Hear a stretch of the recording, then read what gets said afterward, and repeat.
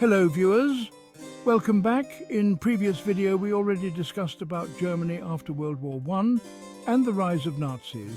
To understand this video you need to watch previous video. To watch previous video please click on the link in the description box.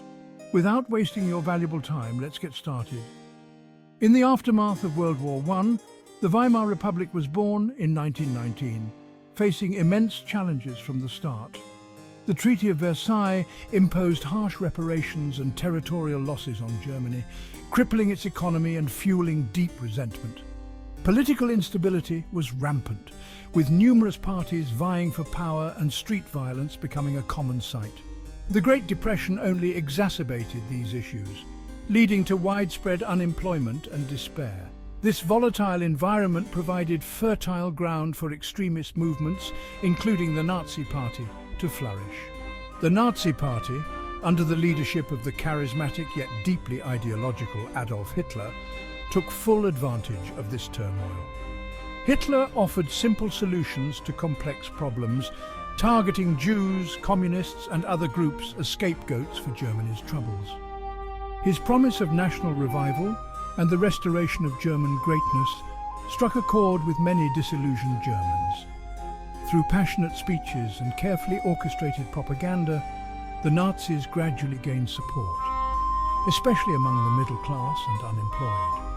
As the economic situation worsened, the Nazis' popularity soared, leading them to become the largest party in the Reichstag by the 1932 elections, though still short of a majority.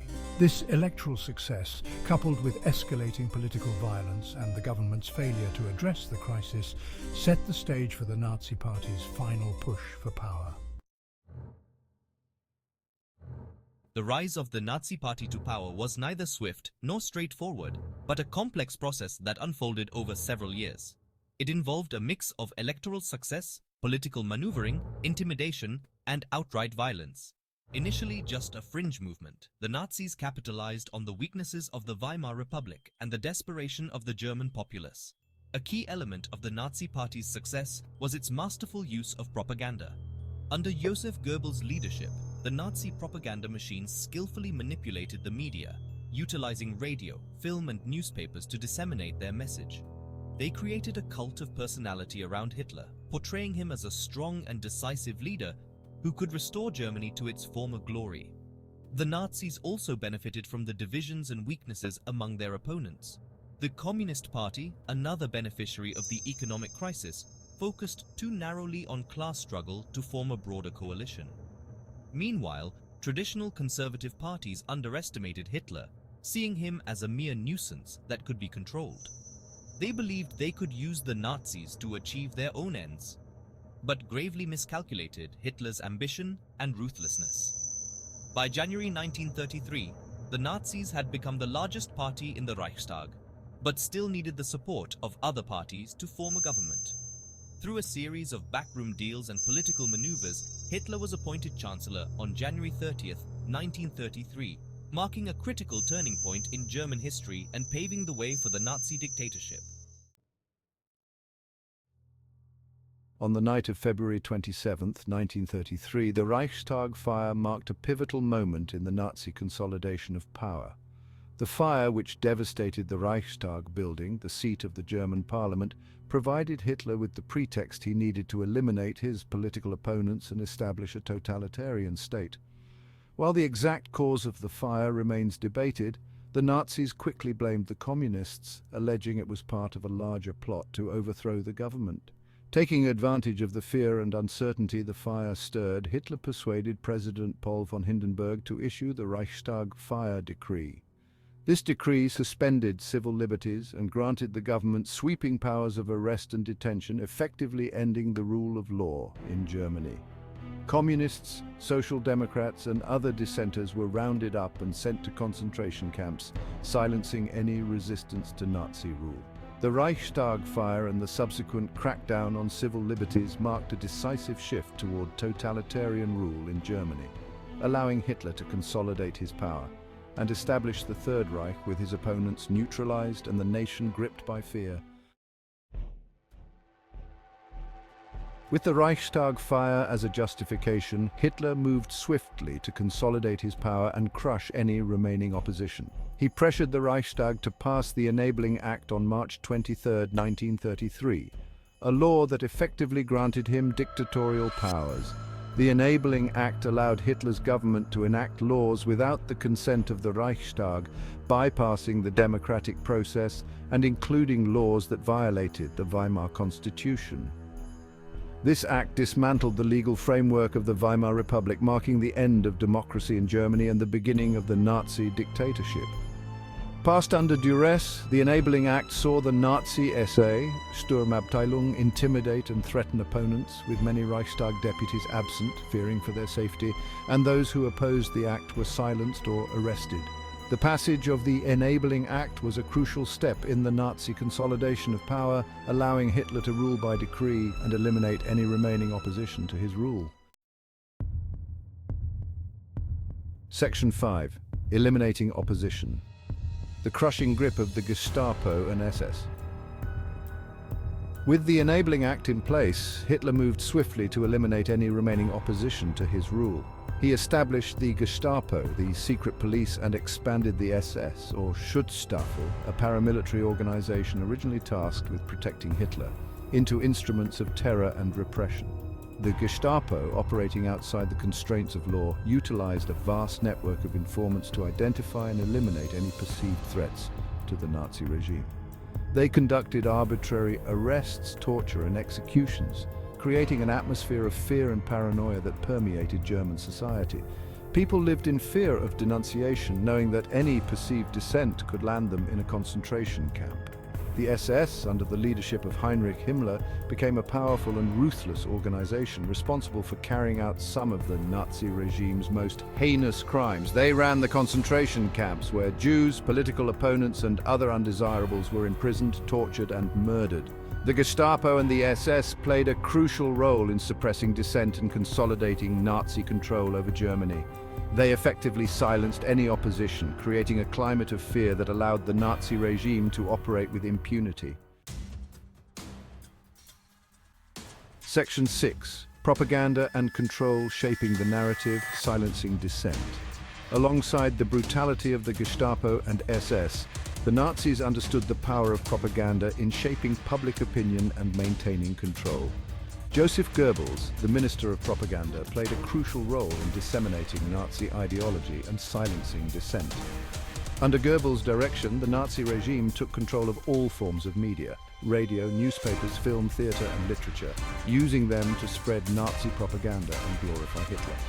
They promoted a cult of personality around Hitler, portraying him as a messianic figure destined to lead Germany to greatness. The Nazis skillfully manipulated language, using euphemisms to disguise their crimes and create a distorted reality. They presented the persecution of Jews and other minorities as necessary measures to protect the German nation from internal enemies. They glorified war and violence, portraying them as necessary to achieve national rejuvenation. The Nazi propaganda machine was incredibly effective in shaping public opinion and justifying the regime's actions. It created a climate of conformity and fear, making it difficult for individuals to resist or even recognize the regime's atrocity. Section 7. The road to war: expansionism, appeasement, and the failure of diplomacy. Hitler's ambitions went far beyond consolidating power within Germany's borders. He openly espoused expansionist goals, aiming to create a greater German Reich that encompassed all German-speaking people and provided Lebensraum, living space, in the East. He began by remilitarizing the Rhineland in 1936, a direct violation of the Treaty of Versailles, but met with no significant opposition from France or Great Britain. Emboldened by this success, Hitler proceeded with the annexation of Austria in 1938, the Anschluss, again encountering little resistance. The appeasement policies of Britain and France, driven by a desire to avoid another devastating war, only emboldened Hitler's ambitions. The Munich Agreement, signed in September 1938, ceded the Sudetenland region of Czechoslovakia to Germany, further fueling Hitler's belief that he could achieve his goals through intimidation and brinkmanship. Despite the efforts of some to find a diplomatic solution, Hitler's aggression ultimately led to the outbreak of World War II in September 1939 when Germany invaded Poland. The world watched in horror as the Nazi war machine, fueled by hatred and enabled by years of unchecked aggression, plunged Europe into another devastating conflict. Section 8. The Legacy of the Third Reich, a warning from history. The rise and fall of the Third Reich stands as a stark reminder of the fragility of democracy and the devastating consequences of unchecked extremism. The horrors of the Holocaust, the systematic genocide of 6 million Jews, serve as a chilling testament to the dangers of unchecked hatred and intolerance. The legacy of the Third Reich extends far beyond the physical destruction of the war. It left an indelible mark on the political and social landscape of Europe and the world. The lessons learned from this dark chapter in human history have shaped the development of international institutions, human rights laws, and the global commitment to never again allow such atrocities to occur. The rise of the Third Reich also highlights the importance of understanding and combating the factors that can contribute to the rise of extremism, economic instability, social division, political polarization, and the erosion of democratic norms. It is a reminder that the fight against extremism is an ongoing one, requiring vigilance, education, and a commitment to upholding democratic values. Section 9 Conclusion: The importance of understanding the Nazi rise to power.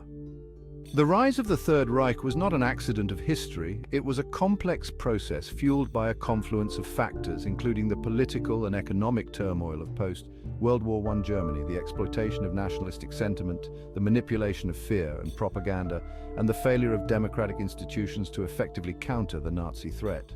Understanding how such a regime could rise to power in a modern industrialized nation is crucial to preventing similar tragedies in the future. It requires a critical examination of the conditions that allowed extremism to flourish, the strategies used by the Nazis to seize and consolidate power, and the devastating consequences of their ideology. By studying the rise of the Third Reich, we are reminded that democracy is a fragile system that requires constant vigilance and active participation to survive.